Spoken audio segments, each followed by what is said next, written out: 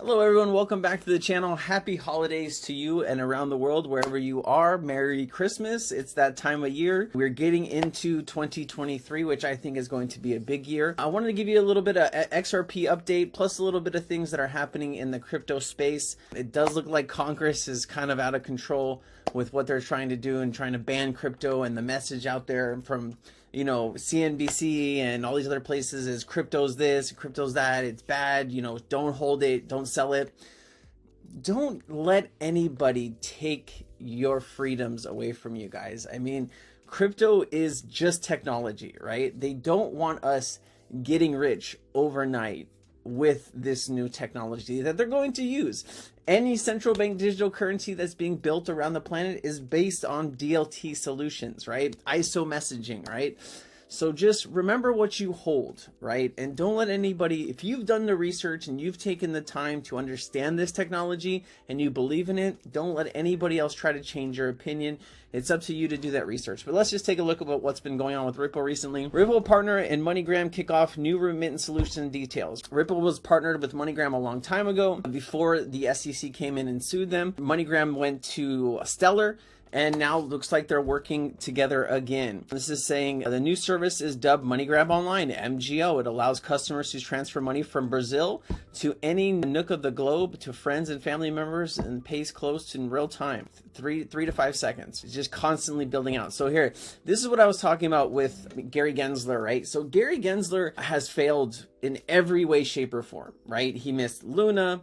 He missed Voyager, FTX. I mean, he was meeting with FTX as FTX was scamming and defrauding customers from all over the world. If you were in my community, I told my community to get your money out of FTX several days before it collapsed. So I was able to save some of my community members from losing a ton of money. But here, just listen to this, guys. Here's the thing. If the Republican House doesn't do anything, if they don't hold Gary in contempt, if they don't use their, which is very little known, but Congress has the ability to hold someone in contempt and actually put them in jail. I don't love BitBoy, but it's the clip. Sorry.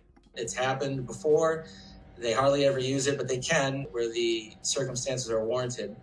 If they don't do anything, Gary will survive and he'll live on to fight another day, and he'll try and get high up, maybe go into the Treasury. If the Democrats take back the House in 24, they keep the presidency. So if the Republicans or even the Democrats that really want to hold somebody accountable, hold him accountable, he's out. But, that's what kind of faith you put in politicians. And I'll just...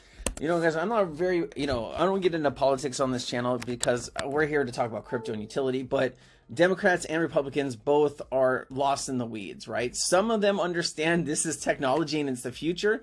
And some of them just want to say, hey, it's Silk Road. People are using crypto to buy drugs. I mean, people use US dollars to buy drugs every day, right? Weed is legal in most states in the United States. It's just kind of stupid how they're tying crypto to the FTX fraud. It has nothing to do with technology. It was a series of bad actors working together to steal money. That's all it was. The technology had nothing to do with it. Check this out. March 2023 ISO 20022 migration will be definitive, says Swift. Swift has walked back its initial plans to delay ISO migration in the Euro system after the global community requested that it aligned with the start of the global ISO 20022 migration for cross-border payments and reporting. The CBPR Plus with the European Central Bank updated timetable. So guys, Swift isn't ready, right? They brought out Swift GPI. It does handle instant messaging, but it doesn't handle instant settlement. So Swift is very far back in the weeds here. I do think you see a partnership, maybe that RippleNet or ODL becomes a white label for Swift. We'll have to see how that goes, but it's getting there. Check this, guys. This is from Speaking Out. Check this out. Why do I hold XRP? It's a good video. Because Ripple's the chosen one to lead the new global digital payment system, and they use XRP.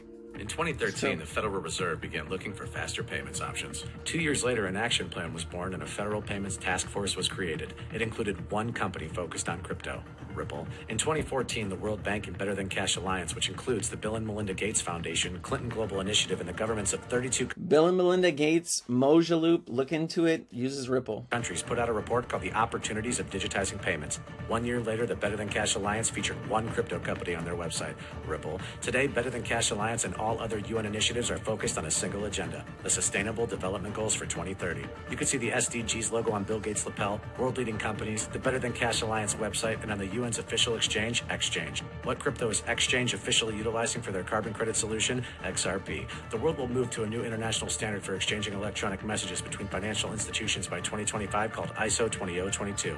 Who was the first ISO 20022 member focused on distributed ledger technology? Ripple. Who's partnered with over 300 financial institutions, including Bank of America, American Express, PNC, Santander, SBI, HSBC, Standard Chartered Bank, Bank of England, India, Singapore, Scotland, Australia, and Indonesia, the largest banks in This is a good video. Japan, Canada, Egypt, the Middle East, United Arab Emirates, Thailand, Morocco, Bhutan, South Korea, Brazil, and Latin America. Ripple. Who was a former employee overseeing the Federal Reserve? Ripple. A former employee overseeing the world's largest asset manager, BlackRock's digital asset division? Ripple. Leading Australia's CBDC effort? Ripple. Who hired a former Treasury of the United States? Ripple. 2 former Federal Reserve attorneys to their board? Ripple. 2 former Clinton and Obama advisors? Former Minister of Defense and Economics of Germany? Former business director at Swift? Former Swift board member? Former CFO of PayPal? Former head of the DTCC? Former chief business officer at Uber? Former VP of Amazon and former SEC chair on their legal team? Ripple. Who's a member of the Digital Pound Foundation, Digital Dollar Project, Digital Euro Association, Moja Loop, IMF's high-level advisory board on fintech, Hyperledger Blockchain Consortium, Open Payments Coalition, Faster Payments Council, Global Payments Steering Group, Cross-Border Working Group, International Association for Trusted Blockchain Applications, Crypto Climate Accord, University Blockchain Initiative, World Wide Web Consortium, and a featured partner of the World Economic Forum with 3 members of their team directly listed on the WF website? Ripple.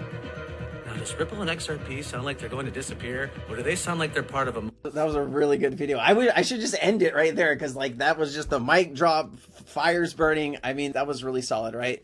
And then look, you look at banks, right? Banks are adopting Web3 technology. They'll tell you that they're not, but you look right here, right? This is Morgan Stanley, Goldman Sachs, BNY Mellon, Commonwealth, Citi, HSBC, Wells Fargo, right? They're investing in blockchain because they know it's the future, guys.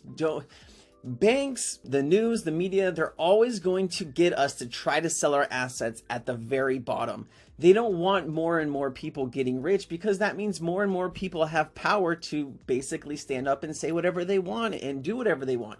They want to keep us in a debt system. Please understand this, all right?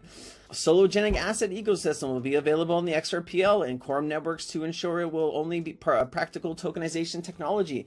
There's been over 5,400 tokens issued on the XRP ledger so far, and it's going to be growing and growing. You're just going to see tokenized securities, tokenized bonds, tokenized real estate. It all is going to be tokenized. XRP is the #1 crypto. I mean, all right, got a couple more videos and then we'll end it, guys. Okay, agencies. Listen to this. So guys, this is the FDIC chairman on payment systems. Okay, this guy is in the know. Listen. Finally, there may be benefits associated with a payment stablecoin, especially to the extent that it fosters an inclusive real-time payment system. However, as I indicated, there are important risks and policy concerns that will need to be taken into consideration before a payment stablecoin system is developed.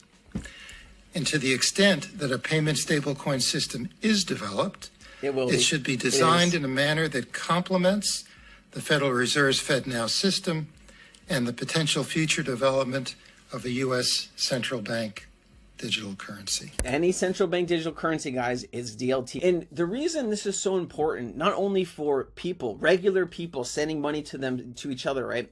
The average remittance fee is anywhere from 6 to 10%. So that means if you're sending $1,000 to a family member across seas and you get charged, let's say 5%, you're missing $50 out of that 1,000, right? If you use XRP, Stellar, XEC, any one of these very cheap assets to move value, you can do it for literally pennies on the dollar. And then listen to this, 6% of total international transactions. You have Citibank, HSBC, and then, what was the third one? They're basically in control of 70% of global payments. Chase, sorry about that. And so they make billions of dollars off people sending and receiving money from inside the bank. They want to stop this technology from moving forward. Why do you think you got the SEC to sue Ripple to slow them down? It didn't slow them down, but check this out. Right now, as well as the bank versus non-bank issuance of payment stablecoins. So on the utility value, we are beginning to see tremendous amount of utility value in cross-border payments, for instance, where today remittance cost average is around 6% globally. If we can bring down that remittance cost even by a little, that is tremendous utility value for the general public. And already today we have that ability to transfer peer-to-peer using blockchain at sometimes a fraction of a cent. And that demonstrate the potential utility value. And in terms of financial inclusion, we actually observed for USDC, for instance, a payment stablecoin where 75% of USDC-enabled wallets actually hold less than $100 of value. Though that's less than most typical bank accounts.